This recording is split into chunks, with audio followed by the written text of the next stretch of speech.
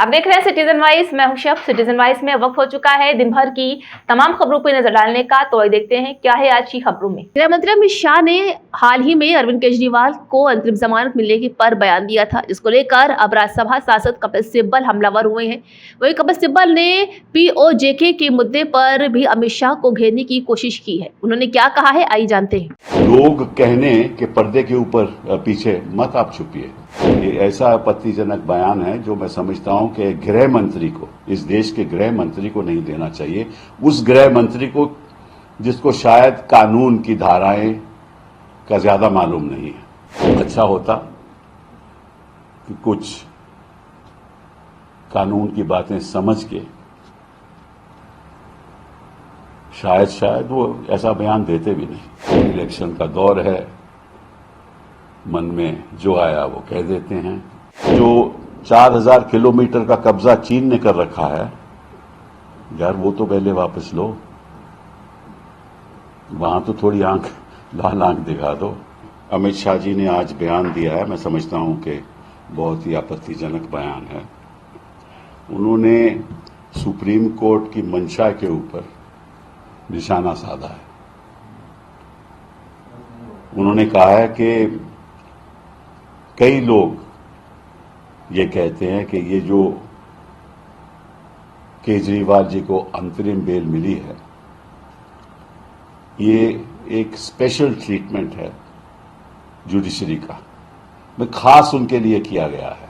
इसका ये मतलब हुआ, मतलब कि सुप्रीम कोर्ट के जजेस की मंशा के ऊपर आपने निशाना साधा है। वो ये बयान कभी ऐसा नहीं देते अगर वो जो लोग कह रहे हैं उनकी बात को मानते नहीं, क्योंकि उन्होंने बड़ी चतुरता से कहा कि लोग कहते हैं।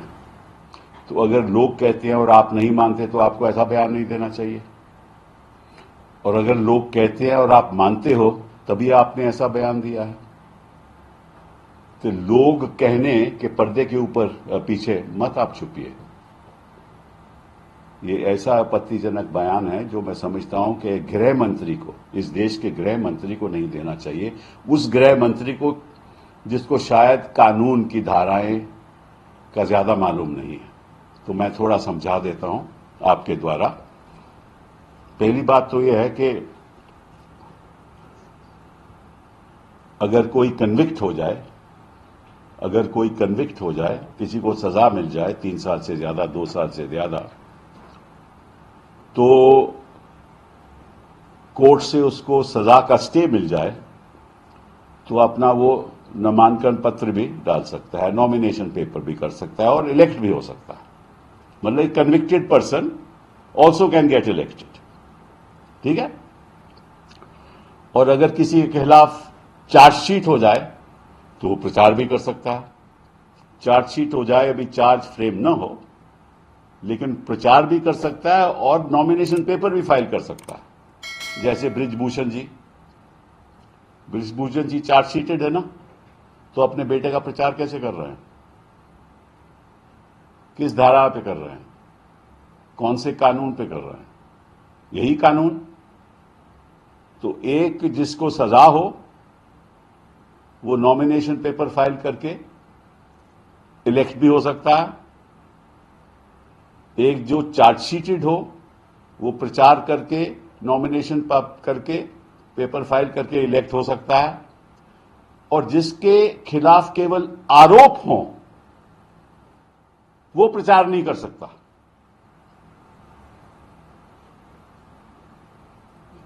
अजीबोगरीब बयान है और अजीबोगरीब बात है कि जिसके ऊपर केवल आरोप हो उसको रिहा नहीं मिल सकती कि प्रचार करे, लेकिन जो इनके लोग हैं जो चार्जशीटेड हैं वो प्रचार कर सकते हैं। और जिनके खिलाफ ये बयान देते थे, प्रधानमंत्री जी देते थे, वो मिनिस्टर बन सकते हैं। तो मैं समझता हूं कि गृह मंत्री जी को शायद कानून की बातें ज्यादा मालूम नहीं है। अच्छा होता कि कुछ कानून की बातें समझ के शायद वो ऐसा बयान देते भी नहीं। लेकिन अब इलेक्शन का दौर है, मन में जो आया वो कह देते हैं। ये पहली बार नहीं है, तो पहली बात तो ये। दूसरी बात, इन्होंने और बड़ी इंटरेस्टिंग बात कही। उन्होंने कहा कि देखिए, अगर हमारी 400 सीटें आती हैं तो हम पीएपीओ के पे कब्जा कर लेंगे। ये भी उन्होंने कहा कि अगर 400 सीटें आई तो पीओ के पे कब्जा कर लेंगे, और अगर नहीं आई तो नहीं करेंगे। हम तो चाहते हैं कि करें, जरा थोड़ा लाल आंख तो दिखाएं। और जो 4000 किलोमीटर का कब्जा चीन ने कर रखा है, यार वो तो पहले वापस लो। वहां तो थोड़ी लाल आंख दिखा दो कि क्या वो लाल आंख धीमी पड़ गई है। ये किस किस्म का बयान है? ये आप गृह मंत्री हो, आप वोट के लिए क्या क्या नहीं कह सकते।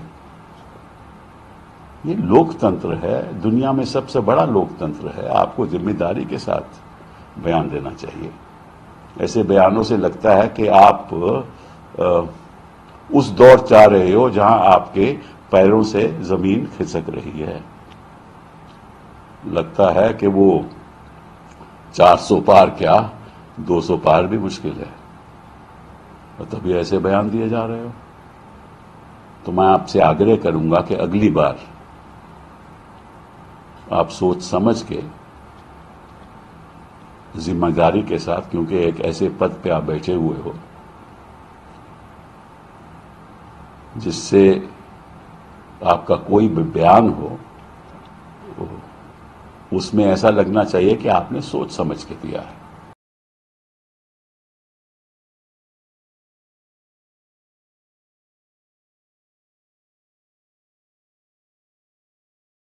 तो ये थी आज की अहम खबर। ताज़ा खबरों के अपडेट के लिए जुड़े रहिए हमारे साथ सिटीजन वॉइस पर। हमारे चैनल को लाइक, शेयर और सब्सक्राइब करना ना भूलें।